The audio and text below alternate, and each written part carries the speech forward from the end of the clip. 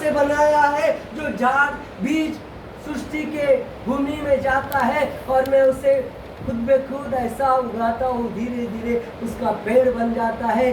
कभी आम होता है, किसी झाड़ को संतरा आता है, कोई अलग अलग उसकी रचना देखो। नारियल के अंदर पानी कैसा होता है, ये सारी रचना खुद ब खुद हुई क्या? कोई तो बनाने वाला होगा। हमारी सुधी लिया उसने, केला बनाया, चिक्कू बनाया, संतरा बनाया ताकि आप खा सको, खुद ब खुद तो नहीं बने। इसका कोई तो रचियाता है, एक ही है। नहीं तो अगर सब होते थे ना, सब अपना अपना बनाते थे। क्योंकि अगर मैं एक माटी का घोड़ा दूं आपको, सबको बोलो भाई एक घोड़ा बनाओ, सबको मैं कहता हूँ कि एक जैसा बनाओ, आप सभी बनाओगे लेकिन सबका डिजाइन अलग होगा। घोड़ा तो बनाना चाहोगे लेकिन सभी का आकार, उसका मुंह का शेप, उसके आंखों का शेप, उसके बालों का शेप अलग अलग होगा। क्योंकि हमें जैसा आता है वैसा हम बनाते अपने विचारों से, एक जैसा नहीं बना सकते। लेकिन सभी मनुष्य को काला बनाए, गोरा बनाए, ऊंचा बनाए, नाटा बनाए, बादल एक ही। परमेश्वर ने कैसा एक ही संरचना देखो।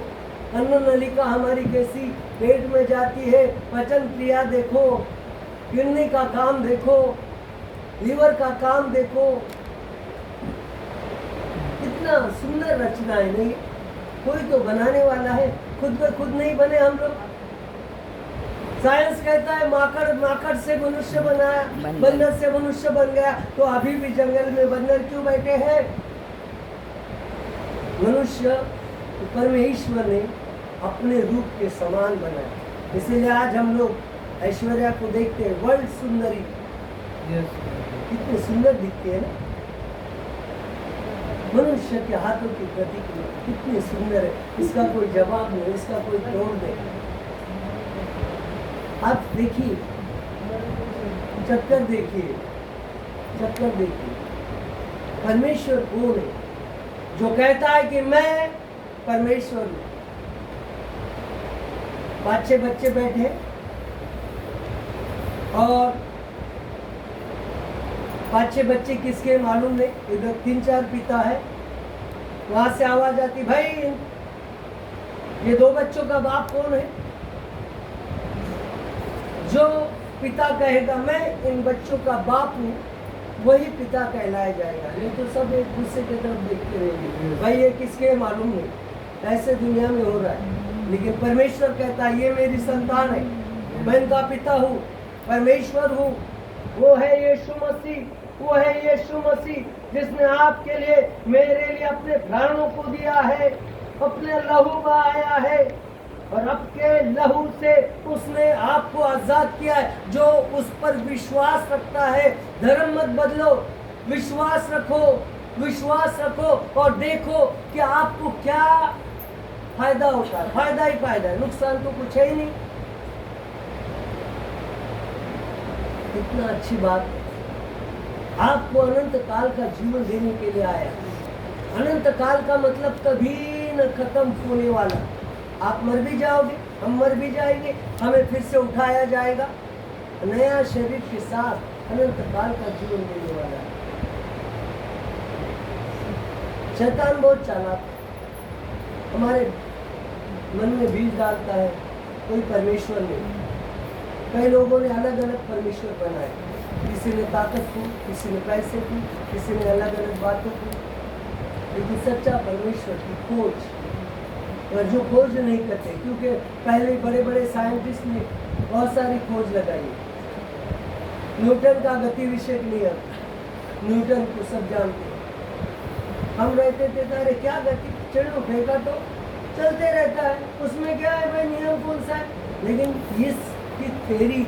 इसकी थ्योरी बनाने के लिए, इसका गुणसूत्र बनाने के लिए न्यूटन ने कई साल मेहनत की कि क्या, कैसी गति, क्या होता है गति विषयक नियम में। ये आज अगर हम ऊपरी सोचते थे तो हमें कुछ पता नहीं चलता। मैं चेंडू डाला, ऊपर फेंका, नीचे आ जाता है। ये तो तो बहुत सारी सीधी बात है भाई। गुरुत्वाकर्षण का लॉ, सृष्टि के अंदर एक गुरुत्वाकर्षण है, जो ऊपर फेंकी हुई चीज नीचे आती है, क्योंकि आपको हमें स्थिर चलाने के लिए परमेश्वर ने गुरुत्वाकर्षण की निर्मित की, इसीलिए आप इस सृष्टि पर खड़े रह सकते हो सीधे। अगर कुछ 11 किलोमीटर ऊपर जाओगे तो कोई सीधी चीज सीधी नहीं रह पाती, वो तैरते रहती है, क्योंकि वहाँ गुरुत्वाकर्षण का बल बहुत कम, ना के माफिक हो जाता है। और वहाँ आप बस एक बार 11 किलोमीटर के ऊपर गए, 11-20 तो तैरते रहोगे, उससे भी ऊपर गए कि तैरते रहोगे, कोई आपको जरूरत नहीं नीचे आने की, बस तैरते रहोगे। आज कई गैलेक्सी में ऐसे बहुत सारे यान, सैटेलाइट छोड़े हैं जिनको जरूरत नहीं, बस गति के साथ में घूमते रहे। किस तरह से दिन होता है, किस तरह से सूरज उगता है, किस तरह से शाम होती है, कुछ तो इसमें बहुत गहन बात है। इसको बनाने वाला एक परमेश्वर है। तो कोई परमेश्वर बोलता भाई अभी दिन मत कर, सूरज को मत उगा, मैं तो चांद उगाने वाला हूँ। कोई परमेश्वर बोलता था अरे भाई तू चांद मत उगा, मैं तो सूरज उगाने वाला हूँ, क्योंकि मेरी मर्जी। लेकिन एक ही परमेश्वर है जो दिन बनाता है, दिन में सूरज की रोशनी देता है और रात में चांद की रोशनी देता है। चांद की रोशनी में तारे टिमटिमाते हैं, दिन की रोशनी में आप सीधा अपना काम करते हो, अच्छे प्रकाश में आप देख पाते हो। कितनी सुंदर रचना है प्यारे। लेकिन किसी ने तो भी बनाया है, कौन है बनाने वाला, कौन है बनाने वाला? एक ही परमेश्वर है, एक ही परमेश्वर। आगे हम देखेंगे पहली कुरिन्थियों का 7 अध्याय 29 से 35 हम पढ़ते हैं, जल्दी पढ़ेंगे। पहली कुरिन्थियों का 7 अध्याय 29 से लेकर 35।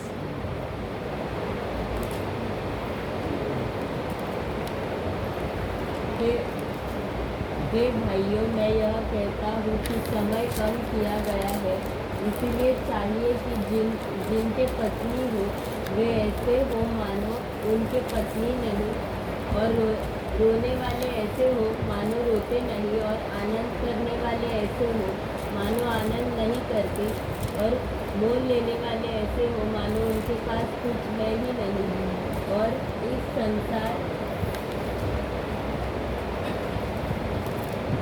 संसार के साथ व्यवहार करने वाले ऐसे हो कि संसार ही के न बोले, क्योंकि इस संसार की रीति और व्यवहार बदलते जाते हैं। अतः मैं यह चाहता हूँ कि तुम्हें चिंता न हो।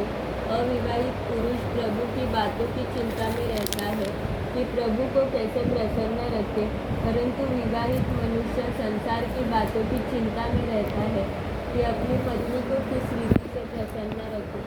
विवाहिता और अविवाहिता में भी भेद है। अविवाहिता प्रभु की चिंता में रहती है कि वह देह और आत्मा दोनों में पवित्र हो, परंतु विवाहिता संसार की चिंता में रहती है और अपने पति को प्रसन्न रखे।